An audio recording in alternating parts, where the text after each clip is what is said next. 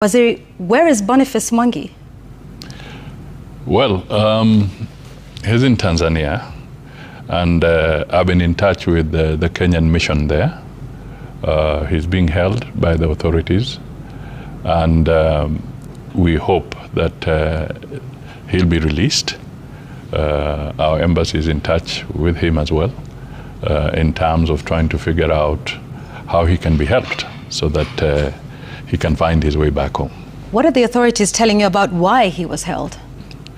Well, they have not given a lot of detail on that score, but we all know through the media that a section of Kenyan individuals wanted to go and observe the judicial process that is going on there in Tanzania, based on the heightened and emotive electoral processes that take place in any country when there are elections.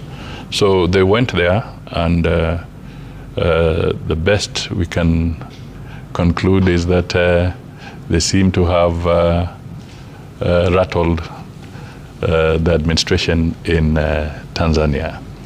But we hope that we can resolve this issue diplomatically, and that's what we are doing. All right. So that the people who are there can be released and get back to their country. All right. You say they seem to have rattled the authorities in Tanzania.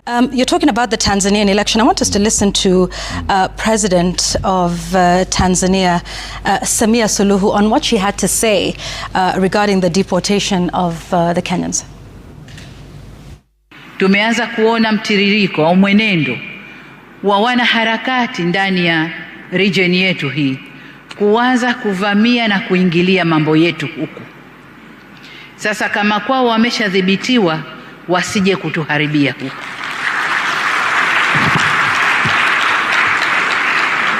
Tusitoe nafasi.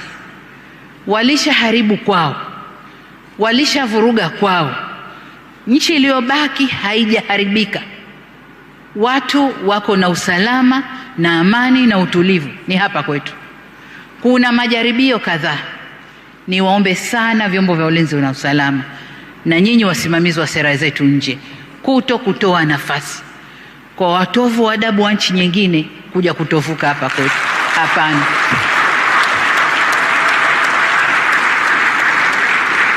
Nimeona klipu kadhaa za kunisema niko bias na nini. Nalofanya ni kulinda nchi yangu, na ndio wajibu niliopewa. Kwa hiyo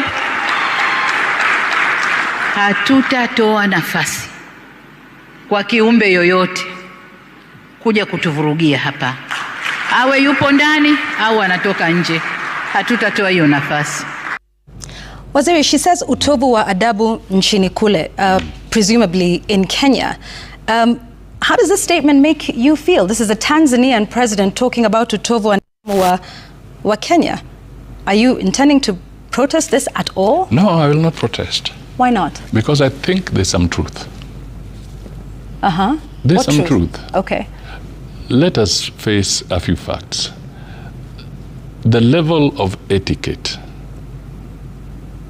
the level of insults that we see bandied in Kenya, even though we have the freedom of speech, is sometimes going overboard.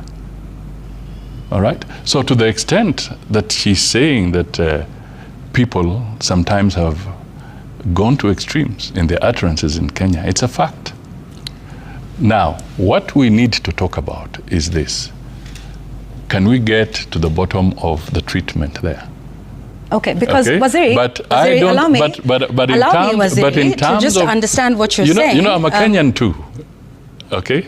And the fact of the matter is that our approach and our utterances, because we are free in speech, sometimes our comments have lacked serious integrity. Good. I want to ask you this question. Yeah. Comments and utterances. So are you saying that they had made some comments and utterances there that were offensive to the Tanzanian government? These are facts we will have to establish. But you seem to be agreeing. No. I'm agreeing to some extent with what she has said. Do you think that statement then sends out a wrong signal about you agreeing with the manner in which they were deported? No, I don't think. Because in as much as their utterances may be uncomfortable, it is the freedom of speech. And until it crosses the line to become a criminal matter, then that is something else altogether. Whilst you or I may be offended, are you then saying that curtailing the freedom of speech is something that you agree with, in line with what President Samia Suluhu is saying? No, she has said that she's unhappy, okay? And she says that because they observe what we do here, okay? Now, but that has no bearing in terms of evidence on what they were doing. And that is why I said I will need a little more time to get more evidence into the details of the operations, because there are incidents that have happened, so we'll pick up and get the facts. But let me just, to the point of saying whether we have displayed decency, I'm not talking about the individuals in question here, but she's talking from a general viewpoint. Okay. And if it is a general viewpoint, I think she has a point. All right. She goes on to say that is those were attempts to destabilize her country. And that is a serious allegation. Is that one the Kenyan government is going to take lying down or lightly? Because it's not just utovu and nidhamu, but she ends that statement by saying she will do everything to protect the stability of her country. So do you say, you agree that some of the utterances that are said are offensive, but are you then agreeing with her that these Kenyans were there not just to make, quote, I think those statements, but to destabilize the nation of Tanzania? Yvonne, we have to get the facts, okay? And we shall use diplomatic channels to establish more detail about the Kenyans who are there and what they may have done or may not have done. Okay, That's so you think... But what I must say is this. When somebody says that there's destabilization, we take it seriously. And that is why I'll follow up to find out to what extent was there destabilization. Have you summoned the Tanzanian ambassador to explain I have not. The comments? Remember, remember, these are individuals. These are individuals who went to Tanzania. Kenyan individuals. Kenyan individuals who went to Tanzania. They did not seek permission from the government of Kenya. Do they require permission to travel to Tanzania? They do not require permission. It's the Jumuiya. It's the Jumuiya. There's free movement of people across borders. But let's face it also, the Jumuiya has not taken away the sovereignty of the states. The countries have not ceded their sovereignty to the East African community. Sovereignty still remains. So do you think they were there to challenge the sovereignty of the Tanzanian government? Oh, can we be a little more accurate on this? I'm asking to clarify. I've told you that sovereignty matters, but I've not told you that they went there to challenge the sovereignty. But sovereignty matters. So if there is sovereignty, then a country will take certain decisions. Okay? They have taken the decisions. It is the duty, through the diplomatic channels, to find out what were the circumstances in detail, not necessarily what comes through the media. That is how we operate within the diplomatic circles. So speaking of the diplomatic circles, when are you then going to speak to Tanzania's ambassador to Kenya? That is my responsibility. It's my job.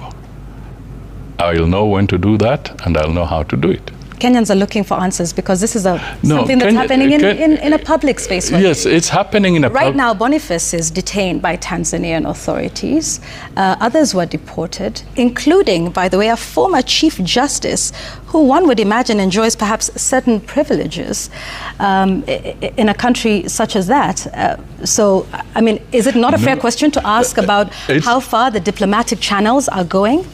Why don't you wait so that we go through it? And then I can talk to it again. So when do we hear from you again on the matter? I'm usually very forthright. When I'm ready to talk again to this issue, I will talk to it. Okay.